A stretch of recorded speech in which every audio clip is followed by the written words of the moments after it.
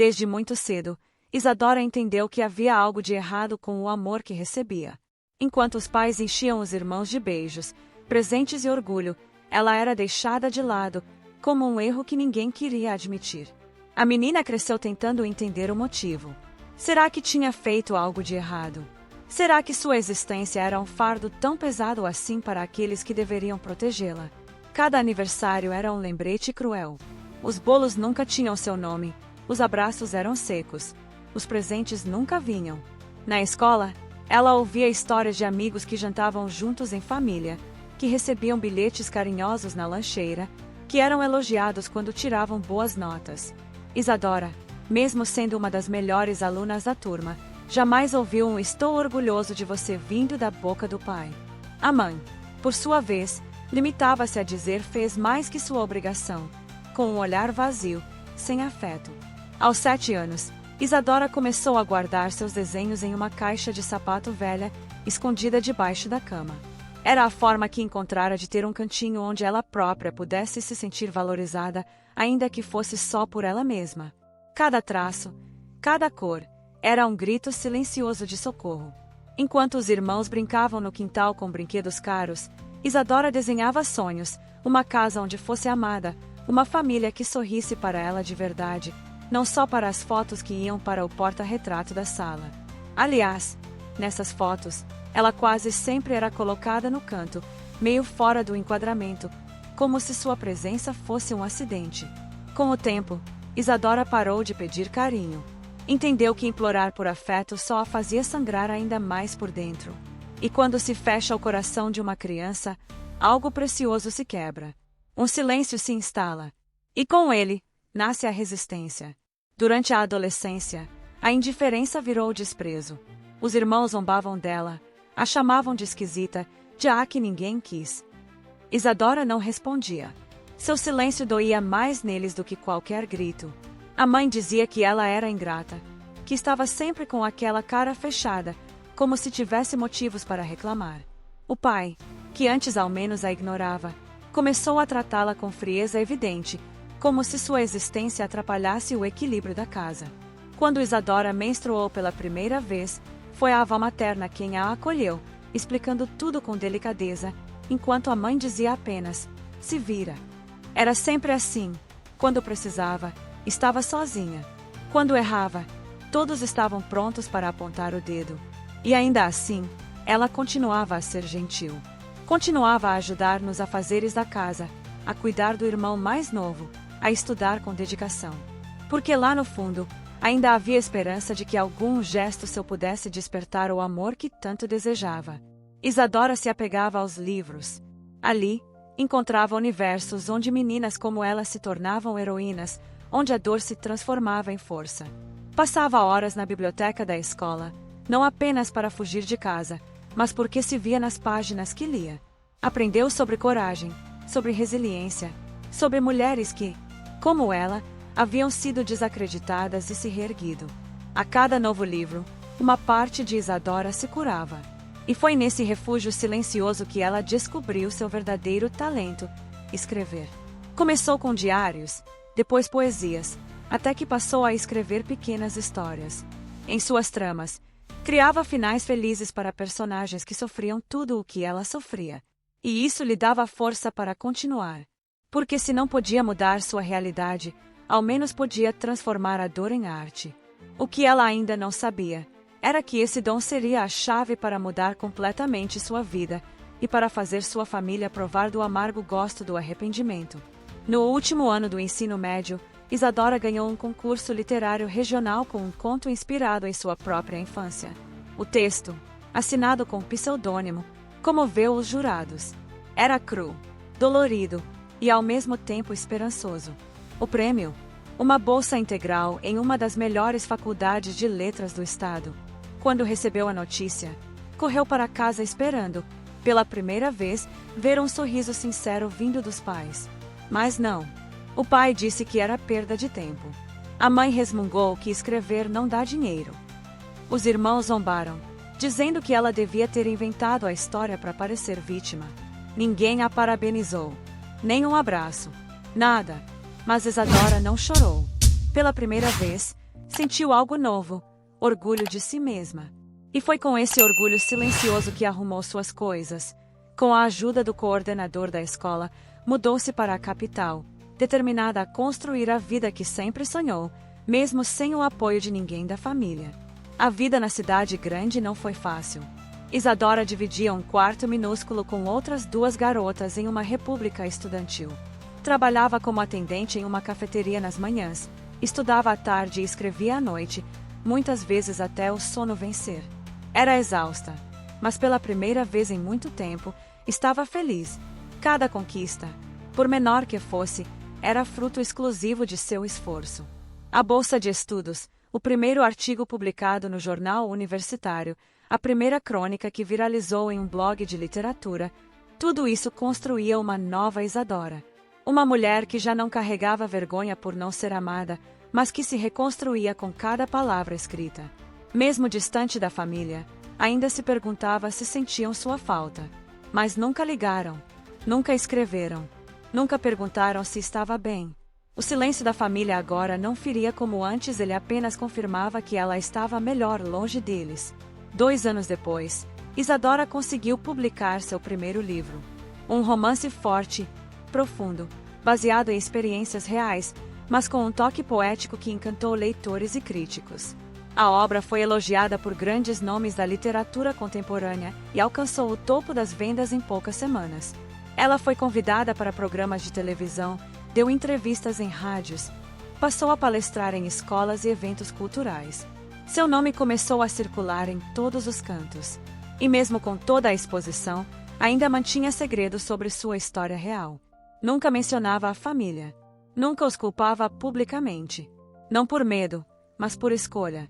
Porque o tempo lhe ensinara que o verdadeiro poder está em não precisar da validação de quem te rejeitou. Mas a vida, irônica como é, tinha outros planos.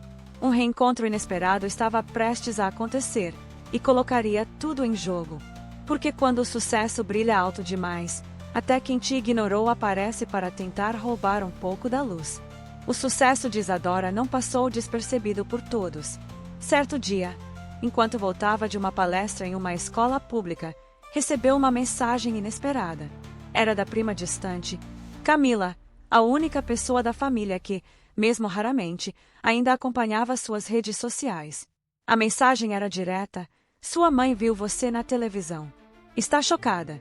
Seu pai está fingindo que não viu, mas sei que assistiu também. Isadora encarou o celular por longos segundos, com uma expressão indecifrável. Por dentro, o coração se agitou. Era como se o passado, enterrado há anos, tivesse voltado a respirar. Não respondeu. Apenas guardou o telefone e seguiu seu caminho. Ela sabia que, com a exposição, esse momento chegaria. Mas nada no mundo poderia prepará-la para o turbilhão que estava por vir. Porque o que começou como um incômodo nos corredores da casa onde cresceu, logo se tornaria uma ferida aberta para todos que um dia a desprezaram. Dias depois, outra mensagem chegou. Desta vez, da própria mãe. Curta, seca, mas carregada de um peso que Isadora sentiu nos ossos. Você podia ter contado pra gente que estava escrevendo. Vi você no programa da Fátima. Seu pai também. Não havia um elogio. Nenhuma menção de orgulho. Nenhuma pergunta sobre como estava. Apenas uma cobrança disfarçada. Como se fosse obrigação dela compartilhar sua trajetória com quem nunca se importou. Isadora não respondeu. Deixou a mensagem lá, sem marcar como lida. Porque dentro dela, havia uma guerra. Uma parte queria dizer tudo, jogar na cara deles cada lágrima que chorou, cada aniversário ignorado, cada noite em que desejou ser vista. Mas a outra parte, mais forte agora, sabia que a verdadeira vitória era o silêncio. O mesmo silêncio que a família usou contra ela, agora virava um escudo. Um lembrete de que ela não devia nada a ninguém. Mas a indiferença da juventude agora dava lugar à vergonha. Os vizinhos começaram a comentar. Você viu a filha da dona Marlene? Aquela menina, a escritora famosa. O orgulho que antes não existia passou a se transformar em fachada. A mãe de Isadora começou a dizer que sempre soube do talento da filha. O pai, mesmo contrariado, Chegou a comentar com colegas do antigo trabalho que a filha estava na televisão, vejam só. Era o tipo de reconhecimento que vinha contaminado, não pela admiração, mas pela conveniência, para mostrar aos outros que não foram tão cruéis quanto foram. E foi nesse momento que a história começou a mudar de figura. Porque a família, que antes fingia que Isadora não existia, agora queria se aproximar. Não por amor, não por remorso sincero, mas por interesse. Porque o sucesso atrai não só olhares, mas também mãos estendidas, prontas para sugar o que não ajudaram a construir. Num fim de semana qualquer, enquanto autografava livros em uma feira literária do interior, Isadora sentiu o mundo parar por um instante. Entre os leitores, viu seu irmão mais velho se aproximando, com o mesmo rosto arrogante que a atormentava na infância. Ele segurava um exemplar do livro e, com um sorriso forçado, disse: "Não vai assinar para a família." O sangue de Isadora gelou. Mas com a serenidade de quem já não se abala com fantasmas do passado, ela pegou o livro, escreveu uma dedicatória curta e devolveu sem olhar nos olhos dele. O irmão riu, constrangido, tentando puxar assunto. A mãe mandou um beijo, disse que sente sua falta. E antes que ele dissesse mais alguma coisa, Isadora respondeu firme: "Diga a ela que eu ainda me lembro de quando ela me mandou limpar a casa enquanto os outros iam ao parque. E que isso nunca vai sumir da minha memória." Ele ficou mudo. Depois desse encontro, começaram as ligações. Primeiro, do irmão do meio, pedindo para reunir a família. Depois, da tia, dizendo que a mãe estava doente de saudade. Por fim, a própria mãe mandou uma nova mensagem: "Podemos conversar? Queremos te ver." Mas Isadora não era mais a menina carente que sonhava com abraços que nunca vinham. Era uma mulher feita de cicatrizes, com a alma costurada por versos e páginas. Decidiu, então, que era hora de encarar o passado. Marcou um almoço na antiga casa onde cresceu. Não porque queria reatar os laços, mas porque precisava encerrar um ciclo. Precisava olhar nos olhos de todos e mostrar que a dor que eles causaram não a destruiu, a moldou. E naquela tarde de domingo, ao atravessar o portão enferrujado da casa da infância, Isadora sentiu uma mistura estranha de nostalgia, raiva e liberdade. Estava pronta. O reencontro foi frio, apesar das tentativas forçadas de calor. A mãe servia comida como se tudo estivesse bem, fazendo perguntas banais, evitando qualquer assunto sério. O pai mal a encarava, mas murmurou um "você mudou" entre garfadas. Os irmãos, desconfortáveis, tentavam agir como se fossem íntimos. E Isadora apenas observava. Por dentro, cada gesto era analisado como uma cirurgia emocional. Ela percebeu que nada ali era verdadeiro. Que o arrependimento deles não era por tê-la feito sofrer, mas por terem perdido a chance de se associar ao sucesso dela. Quando o almoço acabou, todos ficaram em silêncio, esperando que ela dissesse algo. Então, levantou-se, respirou fundo e disse com calma: "Vocês não me conhecem. Nunca conheceram. E agora querem se aproximar porque sou alguém que vocês podem exibir. Eu sou quem sou apesar de vocês, não por causa de vocês." E saiu, sem olhar para trás. Como alguém que, enfim, se libertou. Nos dias que se seguiram, Isadora recebeu dezenas de mensagens. Algumas acusando-a de ingratidão. Outras tentando justificar o passado. Mas ela não respondeu nenhuma. Em vez disso, escreveu. Escreveu como nunca antes. Seu novo livro nasceu daquele reencontro, com palavras afiadas como lâminas, mas carregadas de verdade. Contou a história de uma mulher rejeitada pela própria família, que transformou dor em arte e que um dia teve todos ajoelhados aos seus pés não por vingança, mas por justiça. O livro foi um sucesso ainda maior que o primeiro. E desta vez, Isadora não usou pseudonimos. Estampou seu nome na capa com orgulho. E, na dedicatória, escreveu: "A todos que me ignoraram, obrigada. Vocês me ensinaram a me amar sozinha." O impacto foi imediato. A crítica exaltou sua coragem, o público se emocionou, e a mídia mergulhou na biografia real por trás da ficção. A história de Isadora virou símbolo de superação e também de alerta. Não demorou para que os jornais locais descobrissem quem era a família da escritora. Repórteres bateram à porta da antiga casa, perguntando sobre a infância de Isadora. A mãe, agora desesperada, dizia frases desconexas. Ela sempre foi quieta. Talvez tenha interpretado mal as coisas. O pai se recusava a falar. Os irmãos se escondiam. A máscara da falsa família feliz caiu. E eles, que antes tentaram usar o sucesso da filha para se promover, agora enfrentavam o julgamento público. Amigos se afastaram. Vizinhos cochichavam. A vergonha bateu mais forte do que jamais poderiam imaginar. E Isadora seguiu em frente, porque sabia que sua missão ia além do reconhecimento.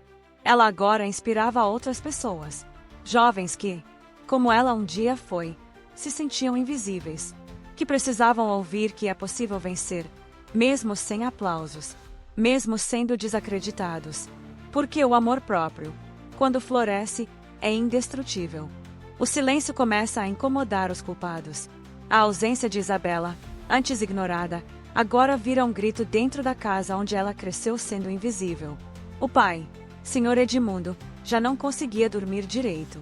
Caminhava pela casa de madrugada, tentando encontrar qualquer ruído que indicasse que a filha havia voltado, mas tudo o que encontrava era o eco do seu próprio arrependimento. A mãe, Dona Vânia, também não se encontrava mais confortável nos jantares em família. Cada prato vazio, cada talher arrumado para os outros filhos, era um lembrete de que faltava alguém. E quando alguém tentava tocar no nome de Isabela, ela desviava o olhar, engolia seco e mudava de assunto. O arrependimento começou sutil, como uma brisa fria que corta a pele aos poucos, mas logo se tornaria um vendaval impossível de ignorar. Enquanto isso, Isabela vivia o oposto. Cercada de gente que a admirava e valorizava, encontrava enfim o que tanto procurou: pertencimento. Isabela havia construído seu próprio lar, não com tijolos ou concreto, mas com pessoas sinceras, com oportunidades que ela mesma criou, com cada passo que deu longe daquele lugar onde nunca foi verdadeiramente vista. Agora, dona de um negócio crescente na área da estética, Isabela atendia dezenas de clientes por semana. O nome dela já era conhecido em alguns círculos mais sofisticados da cidade. Revistas locais queriam entrevistá-la. Influenciadoras marcavam horário com ela. Sua imagem era sinônimo de força e superação. Mas foi numa dessas entrevistas que a família teve o segundo impacto. Ao folhear uma revista, Clarissa, a irmã que tanto zombava de Isabela, viu o rosto dela estampado em uma matéria com o título: A menina ignorada que se tornou exemplo de superação. A matéria expunha, sem citar nomes, como ela viera de uma família que a subestimava, como foi humilhada e rejeitada, e mesmo assim construiu tudo do zero. Clarissa sentiu o sangue gelar. Pela primeira vez, entendeu que Isabela agora era alguém e alguém que fazia falta. A matéria gerou comentários em todo o bairro. Clientes da mãe começaram a perguntar se Isabela era mesmo filha dela. Edmundo passou a ser questionado pelos antigos colegas de trabalho, que elogiavam a filha corajosa. Isso os expôs, os envergonhou. Mas mais do que isso, abriu uma ferida que nunca tinham tocado. O orgulho deles estava despedaçado. E o pior era perceber que tinham deixado a filha mais forte e valente de lado, e que agora era tarde para voltar atrás. A mãe, acuada pelas perguntas das vizinhas, começou a fingir que tinha contato com Isabela. Mentia descaradamente dizendo que elas se falavam de vez em quando, que Isabela preferia ficar mais reservada. Tudo mentira. Já o pai começou a tentar procurar por ela nas redes sociais. Criou uma conta apenas para tentar mandar uma mensagem, mas nunca teve coragem de escrever. O botão escrever mensagem ficava ali, piscando, e ele encarava aquilo como um julgamento silencioso. Eles queriam se aproximar, mas não sabiam como. Tinham medo de serem rejeitados por ela, como fizeram no passado. Do outro lado, Isabela assistia tudo de longe. Ela havia sido marcada na matéria por várias pessoas conhecidas. Até mesmo ex-colegas da escola escreveram dizendo o quanto se inspiravam nela. Mas o que mais a surpreendeu foi uma mensagem que recebeu de Clarissa. A irmã, antes cheia de arrogância, agora escrevia de forma hesitante: Isa, eu vi sua matéria. Você tá linda. Parabéns. Queria dizer que me arrependo por tudo que te fiz passar. Se quiser conversar, tô aqui. Isabela leu e releu aquela mensagem como quem olha para um espelho antigo, empoeirado, tentando entender se aquilo era real. Sentiu raiva, sentiu dor, mas também sentiu compaixão. Afinal, parte dela ainda era aquela menina que desejava ser aceita pela própria família. Mas o tempo havia ensinado a ela a se proteger. Em vez de responder, ela deixou a mensagem em silêncio. Não bloqueou, mas também não abriu espaço. Aquilo foi um sinal claro. Agora era ela quem decidia quem tinha acesso à sua vida. E Clarissa, pela primeira vez, sentiu o gosto da exclusão. As semanas seguintes foram marcadas por movimentações silenciosas da família. O pai procurou o endereço do salão de Isabela, mas não teve coragem de ir até lá. A mãe passou a frequentar os lugares onde Isabela era citada, como eventos ou palestras. Sentava no fundo, observava de longe, como uma estranha.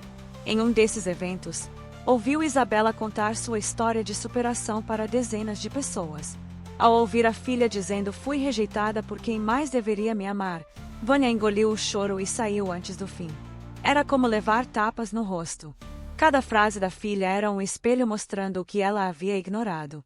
A vergonha não vinha só do que os outros poderiam pensar, mas do que ela mesma já sabia e se recusava a admitir.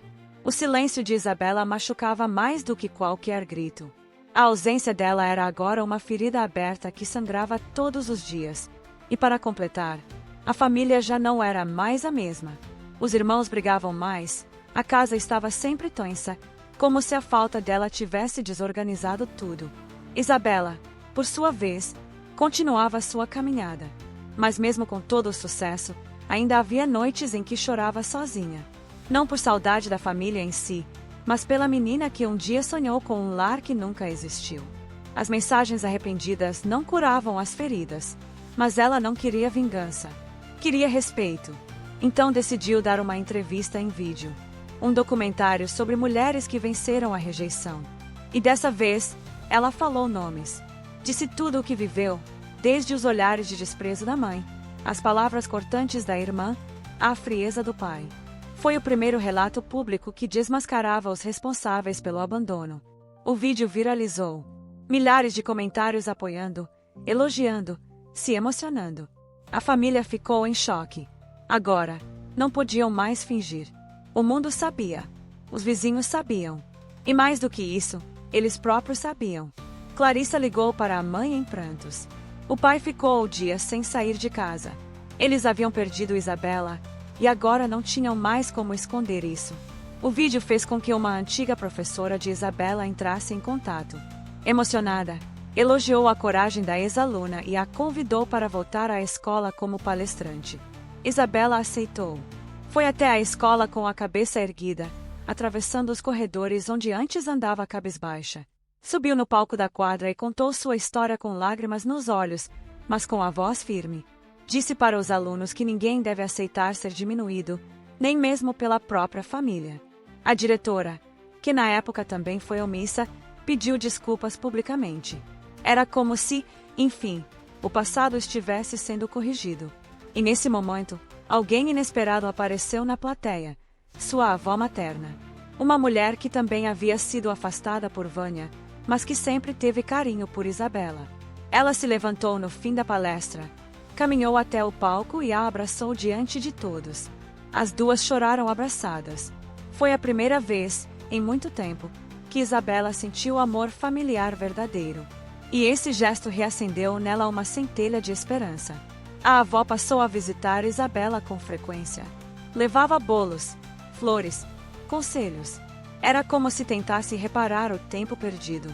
E naquele vínculo, Isabela encontrou um afeto genuíno. A avó, por sua vez, repreendeu a filha Vânia. Disse em alto e bom tom que se envergonhava da forma como tratou a neta. Disse que, se um dia quisesse consertar algo, teria que começar pedindo perdão de verdade e não com mensagens vazias, mas com atitudes. A família, agora completamente desestabilizada, teve que encarar a realidade. Nenhum deles tinha o respeito da comunidade. Todos sabiam o que haviam feito.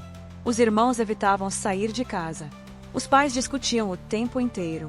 Aquele lar que tanto desprezou Isabela estava agora em ruínas. E não era culpa de ninguém além deles mesmos. Enquanto isso, Isabela conquistava mais espaço, era convidada para palestras em outras cidades, criou um projeto social para ajudar jovens em situação de rejeição. Ela havia se tornado o que nunca imaginavam, referência. E nada disso envolvia vingança. Era apenas justiça. No fim desta parte, vemos um pai de joelhos, segurando nas mãos um caderno velho onde Isabela escrevia cartas para Deus na infância. Ele encontrou aquilo por acaso, num armário antigo. Leu cada palavra com lágrimas nos olhos. Senhor, por que minha mãe não me ama? O que eu fiz de errado? A cada frase, seu coração se partia. Aquela menina inocente, que só queria um abraço, agora era uma mulher feita. Mas a dor que carregava estava ali, em cada linha escrita com caligrafia trêmula. Edmundo caiu no chão, soluçando. Foi a primeira vez que chorou por Isabela. Não de orgulho, não por fama, mas por culpa. Por ter sido ausente. Por ter se calado. Por nunca ter dito me perdoa. Era tarde para voltar ao passado. Mas talvez ainda houvesse uma chance de tentar, se ela deixasse. E com isso, a família está despedaçada, e Isabela, mesmo machucada, começa a encontrar força em novos laços. Mas será que o perdão é possível depois de tanta dor? E não era culpa de Isabela. Era apenas o reflexo do que plantaram durante anos. Isabela foi homenageada em um evento municipal. Ela receberia uma medalha por sua contribuição ao empreendedorismo feminino e à inspiração que causou em tantas outras mulheres. Era um auditório lotado. Câmeras, luzes, autoridades presentes. Isabela subiu ao palco com um vestido vermelho marcante, os cabelos soltos, o olhar firme. O discurso dela não era apenas sobre conquistas. Era sobre cicatrizes. Contou sobre a dor de ser invisível, de ter que se construir sem apoio, e de como foi necessário cortar laços para poder crescer. Disse: às vezes, é preciso sair do lugar onde a gente nasceu para finalmente nascer de verdade. As pessoas aplaudiram de pé, mas o que ela não esperava era ver, ao fundo, uma figura conhecida em pé, com os olhos marejados, seu pai. Edmundo estava lá, não pela medalha, mas porque finalmente compreendeu o tamanho do erro que cometeu. E decidiu, pela primeira vez, enfrentá-lo cara a cara. Ele não pediu para subir no palco. Não causou cena. Esperou o fim da cerimônia e se aproximou como quem caminha sobre cacos. Estendeu um envelope a Isabela. Dentro, uma carta, escrita à mão, com caligrafia trêmula. Nela, ele dizia que havia demorado uma vida inteira para entender o que era amor verdadeiro. Que só soube o que era perda quando percebeu que não tinha mais direito de chamar a filha de minha. A carta não pedia perdão diretamente. Era uma confissão. E isso foi mais poderoso. Isabela leu, respirou fundo, e disse apenas: obrigada por vir. Não o abraçou. Não sorriu, mas também não o afastou. Era um começo. A mãe, no entanto, ainda não tinha dado nenhum passo real. Continuava tentando limpar a própria imagem, em vez de olhar nos olhos da filha e reconhecer o que fez. Isabela já não esperava nada dela. Já não carregava raiva. Carregava apenas a lucidez de quem não quer mais se ferir. E foi essa maturidade que transformou Isabela numa mulher ainda mais admirada. Com o tempo, os convites aumentaram. Isabela virou referência. Sua história foi parar em documentários, palestras TEDx, podcasts. A marca que ela criou se expandiu para outros bairros. Ela empregava mulheres que também tinham sido desacreditadas por suas famílias. Sua equipe era formada por sobreviventes. E isso era um ato de resistência. A cada novo espaço que ocupava, Isabela se lembrava de quem já foi. E se orgulhava da distância entre aquela menina que chorava escondida no quarto e a mulher que agora inspirava outras a não se calarem. Num certo dia, ela foi entrevistada ao vivo na TV. A jornalista perguntou: se você pudesse voltar no tempo e dizer algo para a sua versão de 10 anos atrás, o que diria? Ela respondeu, olhando direto para a câmera: eu diria: espera, menina, ainda vão te enxergar. Mas o mais importante, você vai aprender a se enxergar primeiro. A frase viralizou. Virou tatuagem em seguidoras. Virou legenda de fotos. E virou prova de que sua jornada não foi em vão. A família, com o tempo, passou a ser apenas uma lembrança. Isabela não cortou o contato definitivamente, mas manteve distância segura. Um almoço ocasional, uma ligação em datas importantes. Apenas o necessário. Quem mais se manteve próxima foi a avó, sempre presente, sempre carinhosa. Clarissa tentou se reaproximar mais vezes, mas Isabela preferiu manter os limites. O perdão, para ela, não significava convivência. Era apenas libertação. E nessa escolha, ela se preservava. No Natal, depois de muitos anos, Isabela decidiu passar a data com a avó. Enquanto preparavam a ceia juntas, ouviram uma batida na porta. Era Edmundo, com um presente simples nas mãos e um olhar calado. Ele entrou, sentou-se à mesa e, sem alarde, disse: "Obrigado por me deixar tentar." Foi a única vez que jantaram juntos desde que tudo mudou. E mesmo em silêncio, foi uma noite de reconciliação silenciosa, sem promessas, sem máscaras. Apenas a presença, que às vezes diz mais do que 1000 desculpas. No último parágrafo dessa jornada, Isabela caminha sozinha por uma praia ao entardecer. Os pés afundando na areia, o sol se pondo como um ciclo que se encerra. Ela olha para o horizonte e sorri. Não pelo que conquistou, mas por quem se tornou. Já não sente necessidade de provar nada. Já não busca o olhar de ninguém para se sentir inteira. O vazio que a rejeição deixou um dia foi preenchido por amor próprio, coragem e propósito. A história de Isabela não termina com reconciliação plena, nem com retorno à velha casa. Termina com ela seguindo em frente. Firme, serena, consciente. Porque o verdadeiro final feliz não é voltar para onde te feriram, é construir um caminho novo, onde você mesma é seu lar. E Isabela, depois de tudo, finalmente estava em casa.